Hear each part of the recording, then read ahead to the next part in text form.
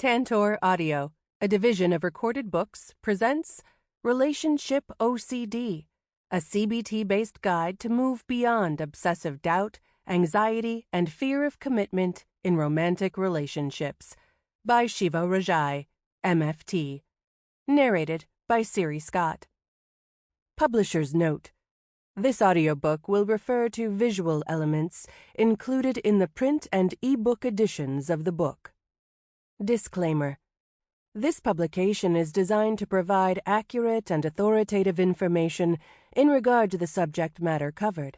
It is sold with the understanding that the publisher is not engaged in rendering psychological, financial, legal, or other professional services. If expert assistance or counseling is needed, the services of a competent professional should be sought. No people named in this book reflect actual clients. The stories presented here are amalgamations. Introduction. Lila, a 30-year-old marketing director, is getting married in just 2 months. And so far, all she knows for certain is that she's absolutely terrified to take the next step. She nervously fidgets on the denim blue couch in my office as she wonders aloud, is it even fair to stand in front of him and his entire family and say yes when I'm having all these doubts? I mean, I'm just supposed to know, aren't I?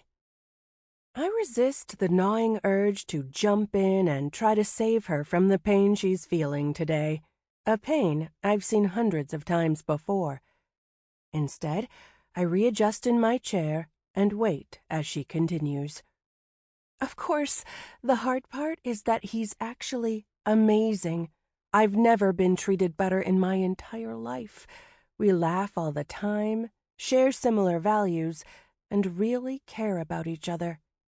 He's exactly the kind of partner I would have hoped for, but I don't always have that feeling. You know what I mean? I know exactly what Lila means, and my guess is, so do you. She is about to make one of the biggest commitments of her life, and she would like to be absolutely certain that she isn't making a mistake. She would like to have that feeling, the one she was promised she would feel one day, an indicator she has found the right person. She would like to have reassurance that, in committing to this person, she won't ever feel regret or hurt, or find herself falling in love with someone else. She would like certainty that, out of all the millions of options in the world, the person she has chosen will fulfill her, excite her, challenge her, and love her, no matter what, until the end of time. In short, Lila is asking me how she can possibly move forward when her reality doesn't match up with the love story she was promised. We all know the story. It's practically imprinted on us since birth. Girl meets boy. It's usually just that binary, and they have instant chemistry, an undeniable attraction.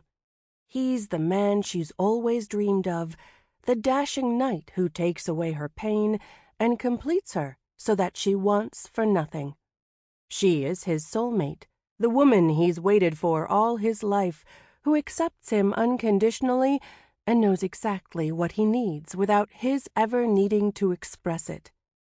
Together, they live in perfect harmony, craving nothing and no one else in life because they have one another. 2 perfect children and an impossibly large and somehow affordable home follow suit as they grow old together, nestled by the cozy fireside of their love. Boy and girl have found the one, their soul's counterpoint in one another. We look on and think, those 2 figured it out. They really are the lucky ones. Now, consider the thousands of ways you've been told this story, what we'll call the myth of the one. Have you ever heard it described as a myth, which honors some level of fantasy and untruth? More likely, you understood it to be a fact of life. Consider then how you grew up to expect some version of this story in your adult relationships, and perhaps how disappointed you might have felt to discover it wasn't quite as easy as you hoped it would be to find this particular brand of love. The myth of the one, which I'll refer to in this book by the shorthand form motto, sounds like this. If only you find the right one, the right person, all your pain and suffering will vanish, and you'll live happily ever after. You won't need to work too hard on your relationship, because it will feel natural and easy. You'll just know it when you feel it, and if you don't feel it, you're probably settling. But that's just not true. And while real love is somewhat less glamorous, it is no less worthy.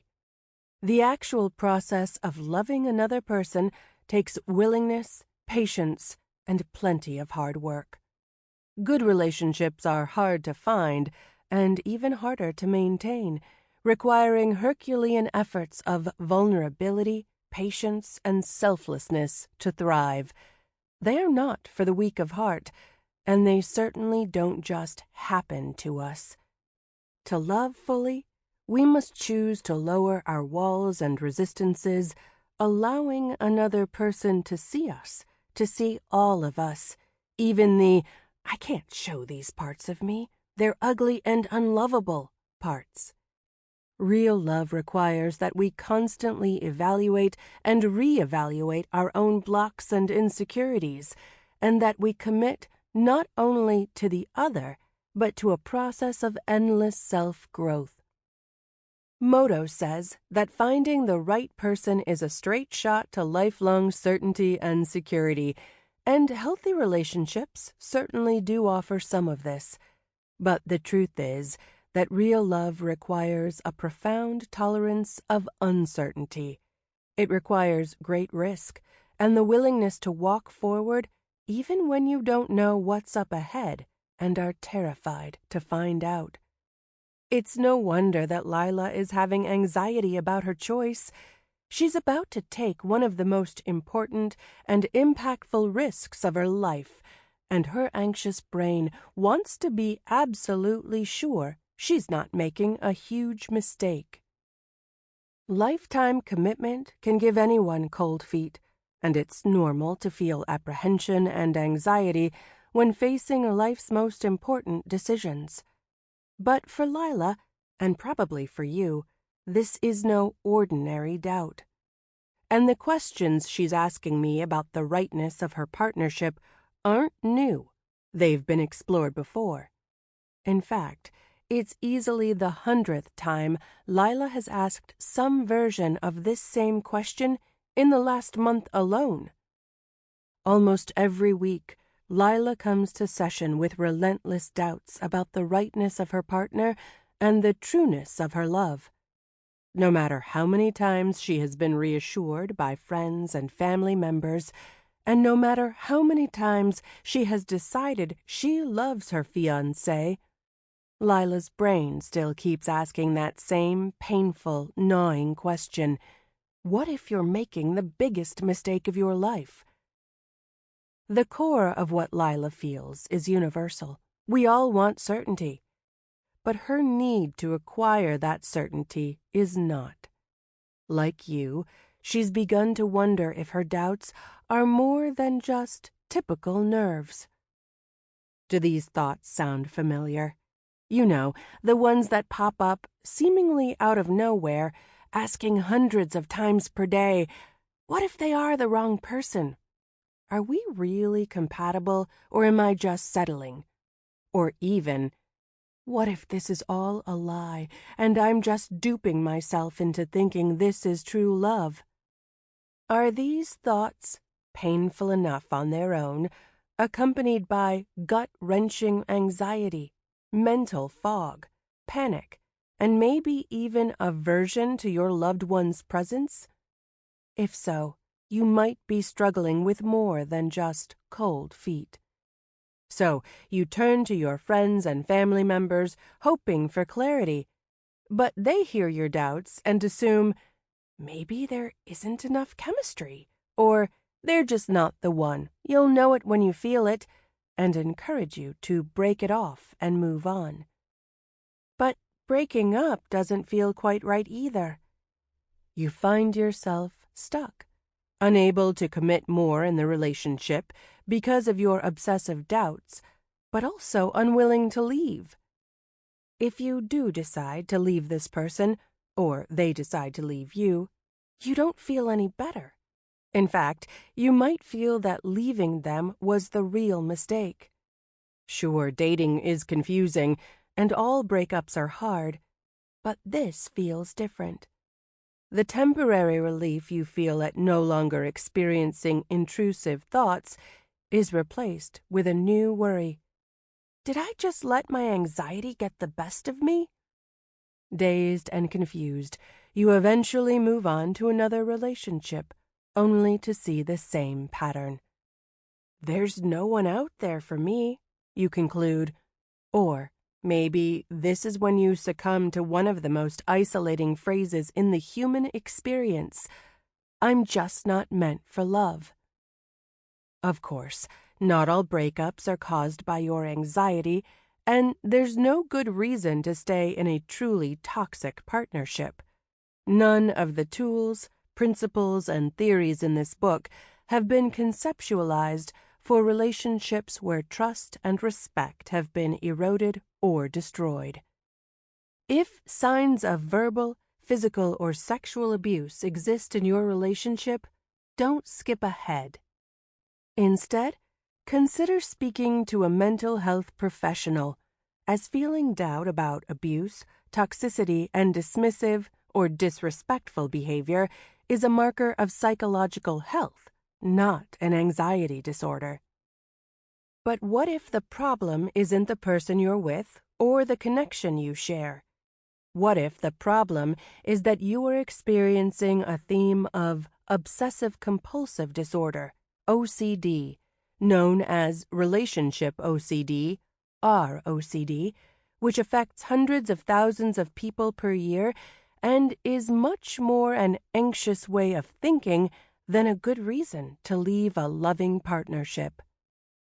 ROCD is a manifestation of anxiety marked by obsessive doubts about your relationship, whether you love your partner, whether your partner loves you, how attracted you are to your partner, how compatible you are, and, of course, if they are the one. These doubts occupy your mind, driving you to engage in compulsive behaviors like reassurance-seeking, ruminating, and distancing yourself from your partner to avoid feeling triggered. Over time, these persistent doubts and compulsive behaviors can cause resentment, insecurity, and relationship disillusionment. What's worse, left untreated, your anxiety can keep you from ever having the good love you've hoped for. It can keep you isolated and alone while you endlessly seek to find the perfect person, the one who won't trigger your fears. The possibility of having anxiety might be unsettling, but recognizing and addressing this is the starting point to profound healing. And if you have relationship anxiety or ROCD, you are in no way doomed to a lifetime of pain and lovelessness. There is a path forward. How do I know recovery is possible? Because years before I trained to become a therapist, I was embroiled in a battle with my own intrusive thoughts and crippled by the anxiety that came along with them. As a freshman at UCLA, I remember sitting in my dorm room late at night, genuinely worrying that I was losing my mind because of the frequency and intensity of my intrusive thoughts, wondering how I could ever feel normal with a brain as loud and horrific as mine. Back then it was, what if I have cancer and I don't catch it in time? But since those early days, my OCD has evolved to many other themes, including ROCD, all with the same underlying urgency to find the answer. I spent years seeking reassurance, drowning my pain in avoidance, and seeing therapist after therapist as I looked for the magical solution that would solve all my problems and put my mind at ease. That perfect answer never came, but I found peace anyway. Learning to manage and live with OCD, including ROCD, has been the most difficult, painful, and simultaneously beautiful experience in my life. It's been excruciating work, and I've made a lot of mistakes along the way. I've hurt people I love. I've had days when I have felt like the worst person in the world, like a horrible partner and a selfish friend. Days when I felt undecidedly undeserving of love. There have been other days when I've been overcome by the way my experiences have humbled and humanized me, and by the way my suffering has transformed me for the better. My relationship with anxiety is complicated, but after years of work, I feel like I'm on the other side. What does this mean? It means that I live with OCD every single day, but it doesn't control my actions, and it doesn't call the shots. Anxiety was with me the day I finished my graduate studies, and it was there the day I started private practice. It was there beside me at the altar a few years later, whispering in my ear as I gave my vows and looked into the eyes of the incredible person that I was choosing to share my life with. Most mornings, I open my eyes, and anxiety is already awake, bright-eyed and bushy-tailed, eagerly waiting to start the day with a fresh set of worries. I know my anxiety isn't going anywhere. It's part of who I am. But I have learned to coexist with it, to allow it a seat at the table, where it is present but no longer interrupts the quality of my life. As I became a therapist and then specialized in the treatment of anxiety disorders and OCD, I was shocked to see how little information was out there for those walking the same lonely path I was. I was shocked to see how hopeless some felt when I knew and could see every day how possible meaningful recovery could be. In the decade I have spent specializing in the treatment of anxiety and OCD, hundreds of individuals have come to me desperate for an answer to what they feel is a crucial question. Is my partner the one? The thing is, I can never answer this question for my clients, and I can never answer this question for you. Life is filled with unanswerable questions, and simple answers simply won't work. Instead, you'll need to develop a strategy with far more lasting power than a one-time answer. You must learn to tolerate the uncertainty at the core of being human and at the heart of what it means to love. The truth is, no matter how hard your anxiety will try to convince you otherwise, you don't need to know if your partner is the one to have great love. You don't have to have all the answers to be happy. In this book, I'll show you how to have a meaningful relationship without perfect answers. I'll show you what's causing your relationship anxiety, help you challenge faulty thinking, and develop the all-important mindset of willingness in the face of discomfort and doubt. Through this work, I'll aim to answer, what is relationship anxiety and how does it keep us in a worry loop? What tools and strategies can you implement to better manage your anxiety and grow connection and quality in your relationship? If you can't rely on the motto, then what kind of love story should you hope for? The love you've always wanted is possible. It just might not look exactly like the story you've been sold. And to get there, you'll have to push through fear. You'll have to tear down your walls and retire your defenses, because fear blocks attraction. It blocks intimacy and it blocks connection. Fear blocks love. If you want to find the love you seek, you will have to let go of fear and embrace uncertainty with open arms. You'll have to divorce modo and redefine altogether what good love looks and feels like. I'll show you how. Using research-backed interventions from the world of cognitive behavioral therapy, CBT, we'll start by challenging faulty assumptions about love, connection, and what relationships should be. Then, we'll utilize acceptance and commitment therapy, ACT, to expand your willingness to feel anxiety while still moving toward the values you hold and the kind of relationship you want. Finally, I'll show you how to harness the power of exposure and response prevention, ERP, to create healthier relationships, deeper intimacy, and, yes, less anxiety. I've had the privilege of doing this work with thousands of clients and watched, as session after session, they have achieved lasting growth.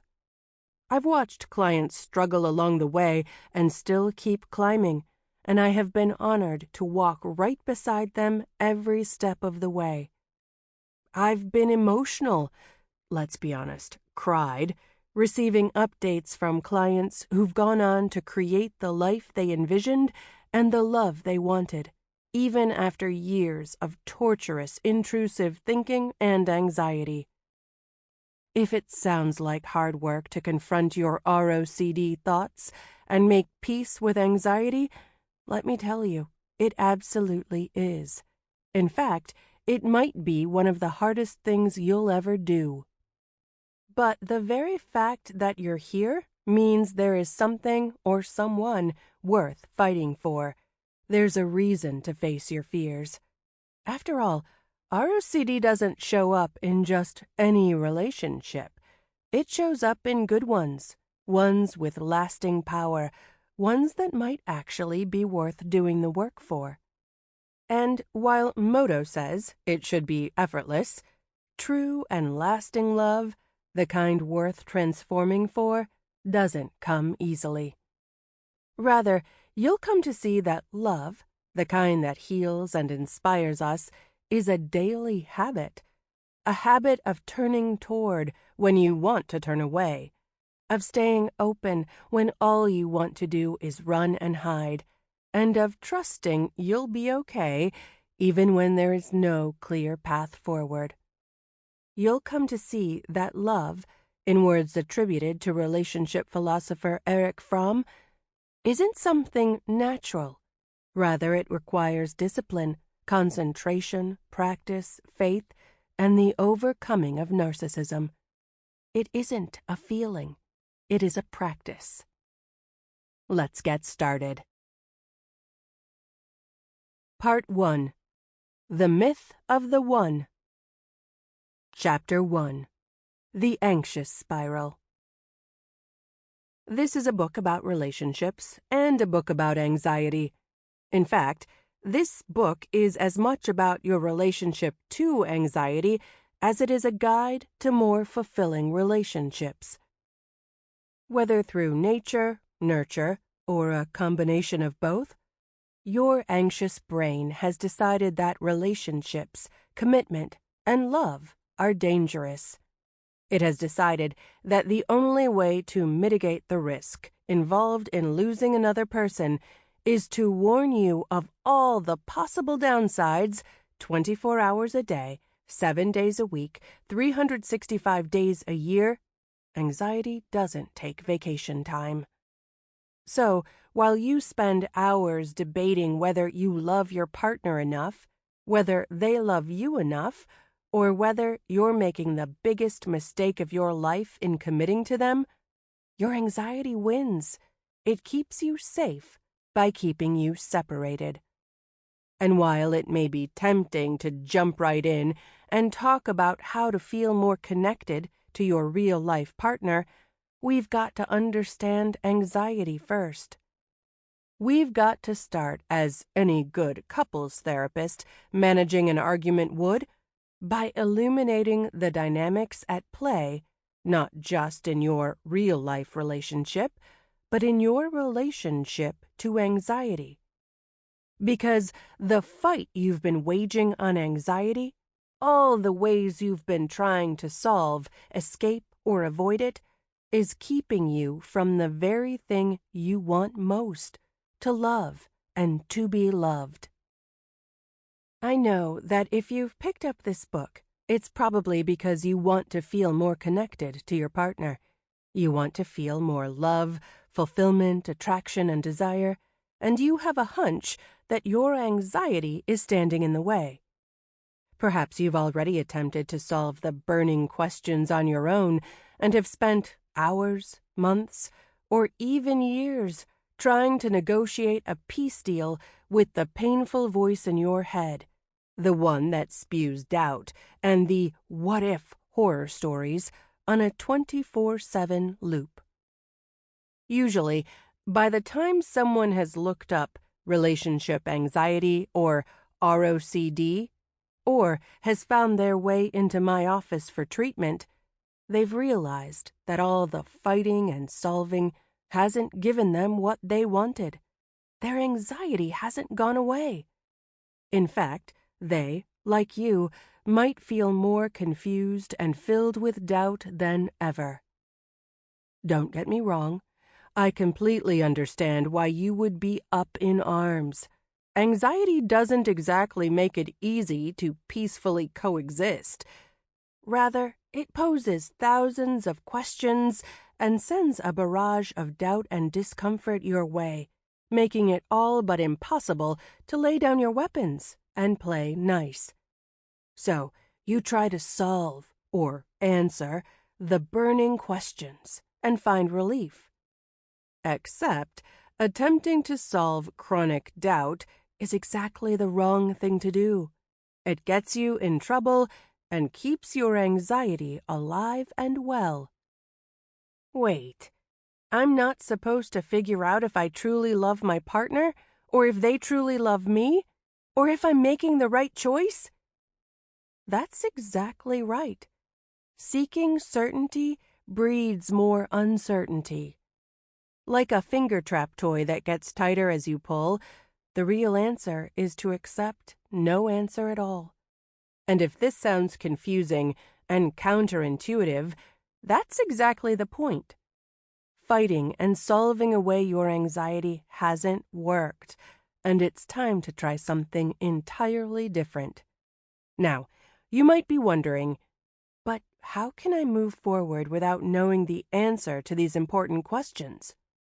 I completely understand your concern. It's hard not to want answers when the thoughts forcing their way into your head are terrifying, painful, and even cruel at times. It's hard not to get caught up trying to solve away the questions anxiety poses when they are incessant and accompanied by painful physical sensations that wrench your gut, fog your mind, and pull you out of the present moment when they demand to be heard. That's the tricky thing. Your anxiety is an expert at getting your attention. It knows exactly what to say to elicit a response and shows up with a terrifying sense of urgency. It's no wonder you've been fighting so much. This experience is truly painful. Just like the finger trap toy, the way out is to relax into the feeling you've been trying to avoid for so long and allow anxiety to release its grip on you all on its own. To make peace with the nagging voice in your mind and make space for the discomfort it causes. To give up the fight. That's a tall order, but brokering a peace deal might seem a little easier when we remember that anxiety isn't some evil curse sent to destroy our life. In fact, every single person you know has anxiety. They just experience it in varying degrees. Every single person you know has a dark and sometimes taboo voice in their head that whispers things like, "What if you push that person into the street right now?" Or, "You glanced at that baby's bottom when you were changing her diaper. Are you some sort of pervert? The difference is that for most people, these thoughts come and... Sample complete. Ready to continue?